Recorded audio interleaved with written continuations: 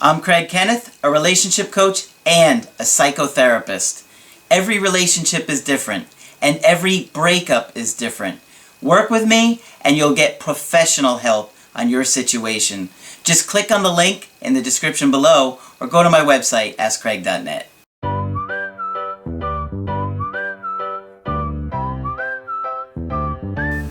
Hi there, I'm Coach Craig Kenneth.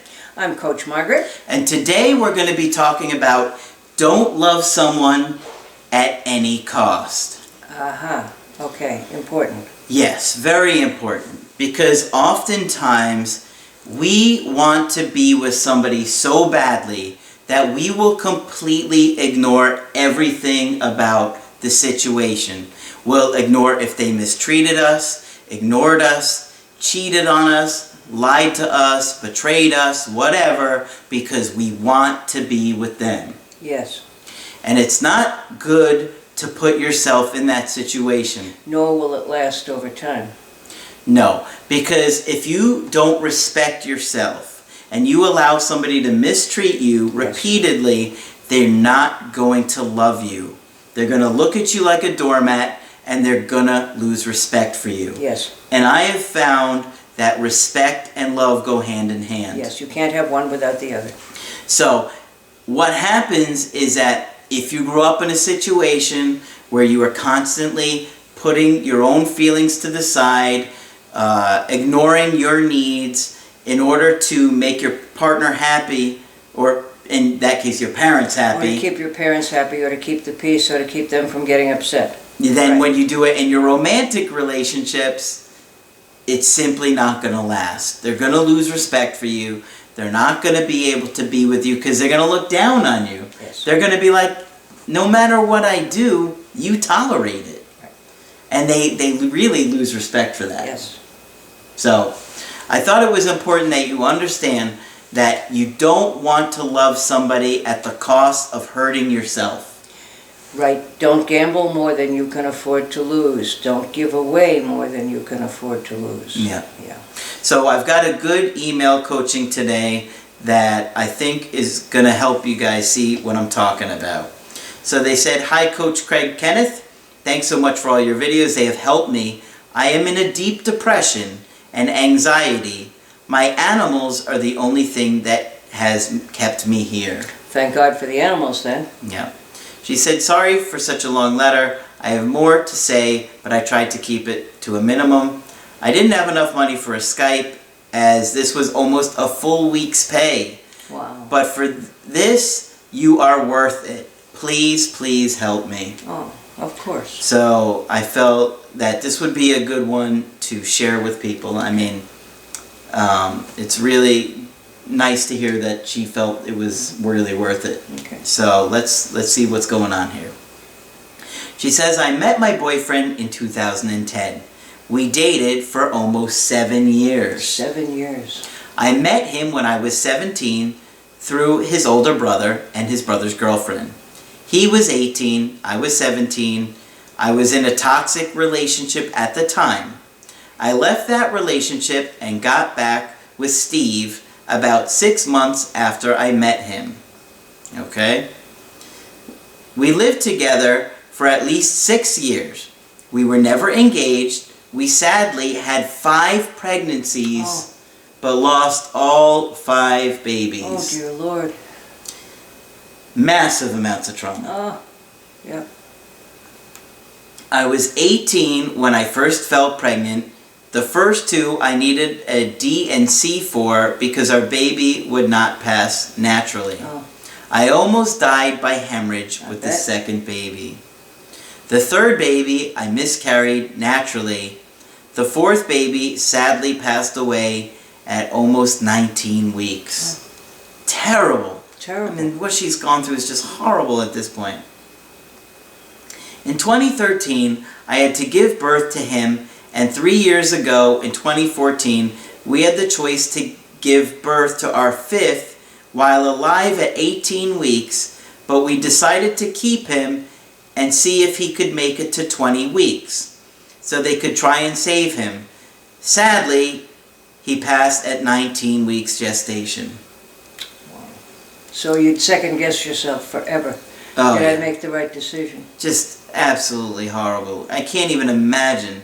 Losing one would be hard enough. Oh, yes. But to lose five would, I mean, think about the damage it would do to a relationship too, because you're probably thinking, we just can't do We this. can't get this right somehow, yeah. And yet it's no one's fault. And she must be physically exhausted. Yeah, Never emotionally. mind emotionally, yeah. Mhm. Emotionally, she must be devastated. Yes. And it would have a massive effect on the relationship. How are you supposed to have love and joy and happiness with this partner when you've lost 5 kids with them? The best you could do was go through it together. It would be really tough. It wouldn't be easy. This changed me. I was angry and hurt that I couldn't have a baby, and Steve stood by me. I blamed myself still to this day. I have apps in pregnancy. They found out with the last baby. We didn't try again. I really would love a family, but only with him. Apps? I don't know what she I means. don't know that either. I don't think English was her first language. Apps. Maybe APS? I don't I know. don't know. I don't know what that is, but obviously something's going on with her where she feels like she can't have kids, huh? His mom wasn't around. She was on the needles and alcohol, had depression, anxiety, and other mental conditions. Yeah. Oh, boy. So he wasn't getting any support. No. They still talk, though his dad took all the children on. He comes from a very large family. Things started to change about 1.5 years ago when he got a job. He broke up with me because he said I was too controlling, and I changed.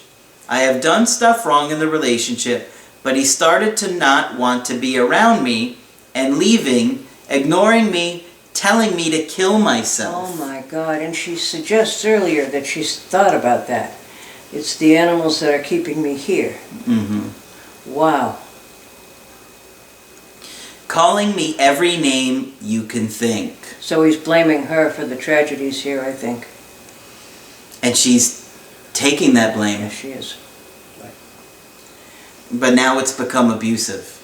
Yeah. You know, verbally abusive. Being angry at me all the time, stopped saying he loved me, wouldn't hug me, we hardly were intimate anymore. Well, it would be hard to be intimate, I think, because with intimacy would come remembering 5 lost Sure. babies, right? And he has in some way lost his mother and his family before this. Yeah. He said it was my fault. He never seen his brother that passed away last year. It wasn't my fault, though. He didn't live near us. He lived in a different state. Mm-hmm. He's glad our babies died, he has said, which broke my heart. So he's really struggling with this, and is handling it with anger. Yeah, he obviously didn't mean that. No. But when you hear it, it sounds Sure. pretty real to me. But he used to care so much. He used to be amazing for the first 5 years. Then he became toxic. He left the first time this year and came back for around 3 months. The second he left, he had a unit lined up with his brother ready to move in. He called the police on me, made out I had a knife when I didn't. So he's trying to get her out of the house. Oh my Lord. I have proof I didn't. I nearly got sent to a mental ward until the ambulance came around and they believed me. Okay. And that has been known to happen. That kind of thing. It does happen. Yeah? Yeah. You've seen stuff like that? Yes, I have. She'll call and say, he did this, this, and this, and he looks very well put together, and she's hysterical. So immediately the police think that she did whatever he said she did. And she didn't always. Mm-hmm. Yeah. Wow. He sees me every now and again, but says he doesn't want to try. Then, when he gets angry, he weighs this is why he won't try. I think she meant to say he says this is why he won't try anymore. Like I said, English is not her first language, and it's been very tough to break this one up. But I felt really bad on everything that had happened to her. Yeah. So I thought it would be good to talk about this one. We have a lot of animals together. He started to put locks on his phone. So obviously, he's probably talking to other women now. Yeah, he doesn't want any contact with her. He was on some dating apps to try and get rid of me. I still stood by him. We have so much that we went through, and I don't want to let go. I still love him, well, the old him. He left us all now. He doesn't want to stay over anymore, and I keep trying to work this out and see if he can be the old, loving, caring him. I begged him not to leave, and I'm still heartbroken. Begging someone not to make them want to change or fix things. It's been almost 6 months. Begging is not a good idea. Since he left. Yeah. Please help me to try and move on and work this out. I want him back, the old him. Please help me. He ignores me and only talks when he wants to. Alright, Margaret. Tough one. Very difficult. Of course, you don't have any sense of what her supports are. The animals. The animal sounds like about it, and it's keeping her here, and I'm sure there's a little suicidal ideation underneath that. It sounds like he couldn't handle the grief. I agree. And I mean, who could handle the loss of 5 children? It's horrible. One right after the other. His mother's out on the street with needles and alcohol, so he probably worries about losing her. And in some way it sounds like his family of origin broke up also. And it sounds like losing the 5 children was the last straw for him. But he's been unable to handle it in any kind of a healthy way. Yeah. So he's breaking up with her, he's blaming her, he's doing all sorts of things. And it doesn't look terribly likely to me that the old him is going to walk back to her. Does it to you? It doesn't, No. because there's such grief going on here. Right. I mean, the grief is just overwhelming with all of these. I mean, I can't even imagine losing one. One child. That would be horrible. Right. But to lose 5... And making that very difficult choice on the 5th baby, who was kind of the last hope, I guess. Just horrible. How could you not blame yourself? And he's sitting there, I think, blaming her, saying, you know, maybe he thinks that there's something physically wrong with her, that, you know, maybe genetically there's some kind of incompatibility or something. I have heard it before, but you do wonder. No one could put any diagnosis on it unless we really don't know the meaning of APS. Yeah. Yeah. We didn't know what that was. But I mean, to go through that 5 times for both of them is just beyond belief. They kept trying and they kept hoping. I think for her, what she would need is immediate aid. Like, what does she do every day to take care of the animals and kind of stay here with the rest of us? We have no idea what her other supports may be. We don't know if she has family, do we? She didn't write about them. Yeah, she doesn't mention any family, friends, or anything she might belong to. Were I to talk with her in person, the first thing I would do would be to find out what her supports are, what her existing supports are. I would certainly attempt to get her a therapist, because no one could be asked to deal with that kind of grief by themselves. No. It couldn't be done. It's terribly overwhelming. And you don't know if she's had postpartum depressions or if she's in a giant postpartum depression now. And the other thing is that she's been so emotionally invested with this guy over the years, it's hard to let go. It's very hard to let go when you've been through all of that together. And then he's saying, I don't care anymore, I just want to move on, this is all your fault anyway. But the thing is, for me, that I see, is that he's telling her to kill herself. Yeah. He's telling her he's glad that the baby's died. And, you can't love this man at the cost of your mental health and your well-being. No. And it's obvious she's doing that. Yeah. And I mean, how can she still say she loves him when he has said that? I hear more and more about people telling other people to kill themselves, and I'm always appalled by it. Who are we to make that decision? That, I mean, bad enough we make it for ourselves, but we have a right to, but for someone else, go kill yourself. Yeah. I mean, you hear that with the teens bullying each other on the computer. So, yes, I think she has to look at him a little more realistically. Because if she gets him back, I'm not sure she's going to want him. He's not doing well. It's sad because she desperately wants the old him back from 5 years ago, but there's no magical solution to make somebody from 5 years ago come back. And he can't be the same after all of this any more than she can. Yeah. It's like going to war. Yeah. But apparently he was very kind and caring, and that's, I think, harder than if he's always been a stinker. It's much easier to get mad at him. Sure. Yeah. She's thinking, what happened to this man? I want this man back so desperately. And he says it's my fault, whatever it was.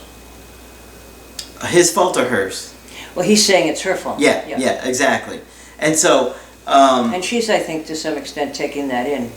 I agree. What have I done, to make him different? But you cannot continue to chase after this man. Oh, God, no. Unfortunately, as much as you would like to get him back, you cannot do that at your expense. At someone who's going to say those things to you? Absolutely not. You've already struggled and suffered so much tragedy, so much loss, and losing him is the last thing you want to do too, but you can't hold on to who this person is now. No, because he is not the one that you loved, and that tragically does happen in relationships, that who we loved in the beginning turns out not to be there in the long term. You have to love yourself first. Yeah. And you cannot love somebody and try and work it out with somebody who's telling you to kill yourself. Or abusing you, mistreating you in any way. And he's being emotionally abusive beyond belief. Kill yourself, and I'm glad the baby's died. Yeah, you just simply cannot do it. If you are in that kind of situation or with a partner that is abusive in any way, shape, or form, you have to walk away. You can't ever tolerate abuse of any kind. Because they're not going to love you anyway. It's not love. You won't get love by somebody that's abusing you. Right? It's a manipulation. Yeah. And they're going to lose respect for you, and then they're just going to treat you however they want. And he planted that thought in her head, kill yourself. Horrible. And when she's in a very depressed state. But if she did, it wouldn't end it for him, I can tell you. Yeah. Very, very sad situation. Yeah. So, if you're in that kind of situation where somebody is mistreating you... And this is an extreme. Yeah. But if you are in any situation where you're being verbally abused, physically abused, go ahead. Love yourself enough to walk away. You absolutely have to. And if you have children, you doubly have to, not only on your own behalf, but theirs. Yeah, and their safety. Right. So, really, really tough one. Very hard. But I thought it would be so helpful to share such a difficult situation, especially for somebody that's been through so much. And I'm sure there are some people out there, they may not be many, but those people that have been in any kind of similar situation, this would feel so good to be able to see that you are not alone. There are a lot of people out there going through similar things like this. Okay, so if you want to get my help personally, just go to my website, askcraig.net, sign up for the coaching option that works best for you. I do email coaching, I do Skype coaching, and if you got to get with me right away, I do offer emergency Skype coaching. Take a look on the website for Margaret. We are slowly getting her incorporated into doing some Skypes, and you'll be able to talk with her soon. I look forward to talking with you. But that's it for this video. I'm Coach Craig Kenneth. I'm Coach Margaret. And we will talk with you soon.